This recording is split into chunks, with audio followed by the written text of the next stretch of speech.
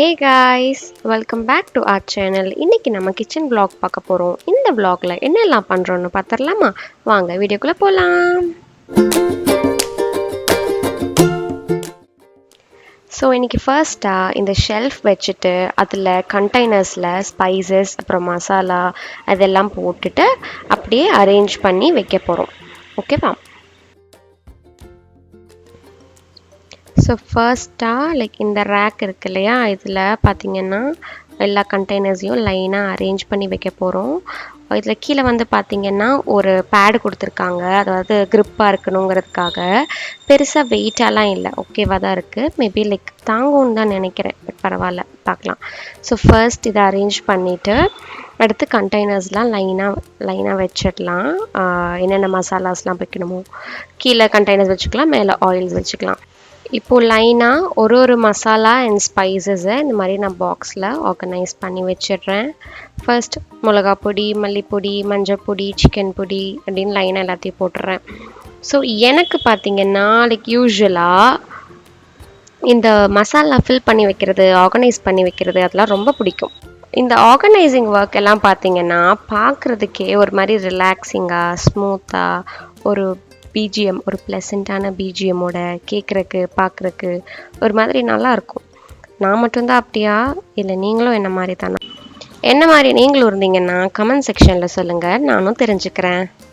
So நான் இப்போ தான் இந்த கிச்சன் ஆர்கனைசிங்காக இருக்கட்டும், இல்லை ஜென்ரலாகவே ஆர்கனைசிங்காக இருக்கட்டும், நான் இப்போ தான் இதை ஸ்டார்ட் பண்ணியிருக்கேன். ஸோ போக போக like what to buy and what not to buy, எந்தெந்த ப்ராடக்ட்ஸ் வாங்கலாம், எது வாங்கக்கூடாது, எது பெஸ்ட் டு யூஸ் அப்படிங்கிறது போக போக தெரிஞ்சிடும்.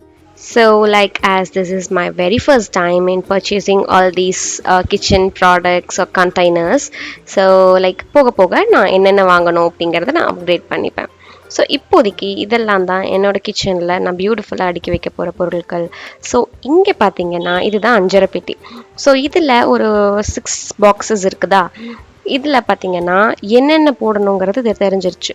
ஆனால் கடைசியில் 2 பாக்ஸ் மட்டும் எம்டியாக இருந்தது. எனக்கு ஒரு சின்ன ஞாபகம், சின்ன வயசுலேருந்து சொல்லியிருக்காங்க இந்த மாதிரி இதெல்லாம் தான் போடணும் அஞ்சரை பெட்டியில் அப்படின்ட்டு.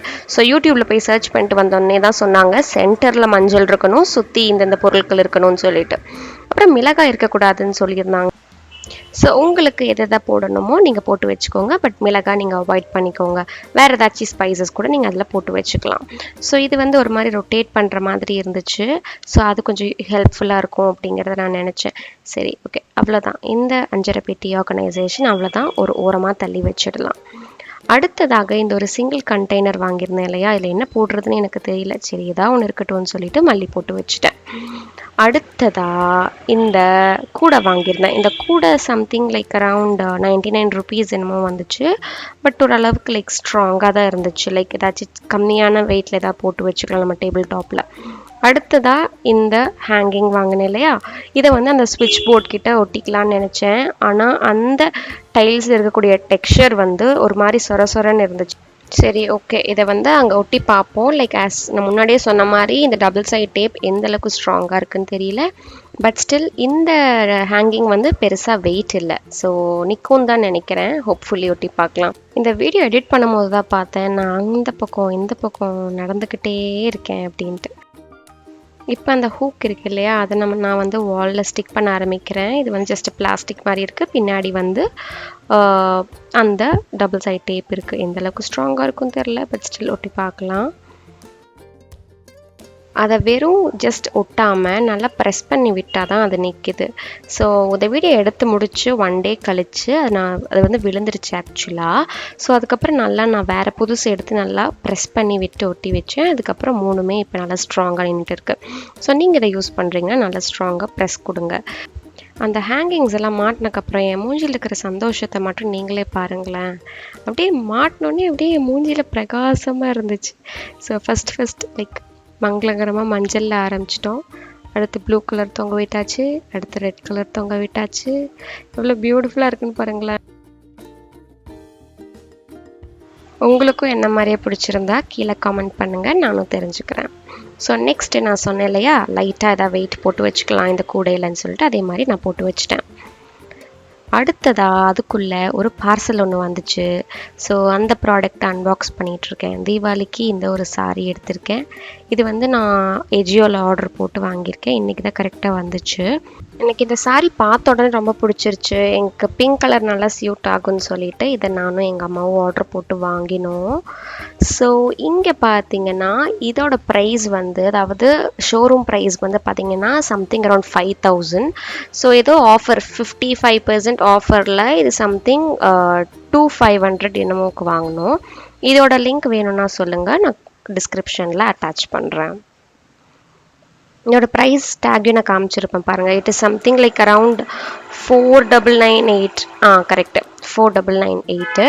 ஸோ இது வந்து ஒரு பிங்க் கலரில் ஒரு ஃபெஸ்டிவ் வேராக இருக்கும். இது உங்களுக்கு பிடிச்சிருந்தா கமெண்ட்டில் சொல்லுங்கள். இப்போ அடுத்ததாக ஒரு குட்டி பிரேக் எடுத்துகிட்டு லன்ச் எல்லாம் சாப்பிட்டுட்டு திரும்ப நட்ஸ் எல்லாம் இந்த கண்டெய்னரில் ஸ்டோர் பண்ண வந்துட்டேன். கொஞ்சம் பிஸ்தாஸ், ஆல்மண்ட், அப்புறம் கேஷ்யூஸ் இருந்துச்சு. அதெல்லாம் இந்த கண்டெய்னரில் லோட் பண்ணிட்டேன். இது வந்து லைக் கிளாஸ் மாதிரி இருக்கும். அது கிளாஸ் கிடையாது, ஜஸ்ட் பிளாஸ்டிக் தான். ஸோ இது எல்லாத்தையும் இதுக்குள்ளே போட்டு வச்சுட்டேன். இந்த வாய்ஸ் ஓவர் கொடுக்கும் போது தான் தெரிஞ்சிச்சு நான் எதையாவது ஒன்று பேசிகிட்டே இருக்கேன், பாடிட்டே இருக்கேன். நான் என்ன பேசினேன்னே எனக்கு தெரியல. ஆனால் இங்கே நான் ஒரு வாய்ஸ் ஓவர் கொடுத்துட்ருக்கேன். இப்போ பாருங்களேன், நான் ஒரு பாடிட்டுருப்பேன்.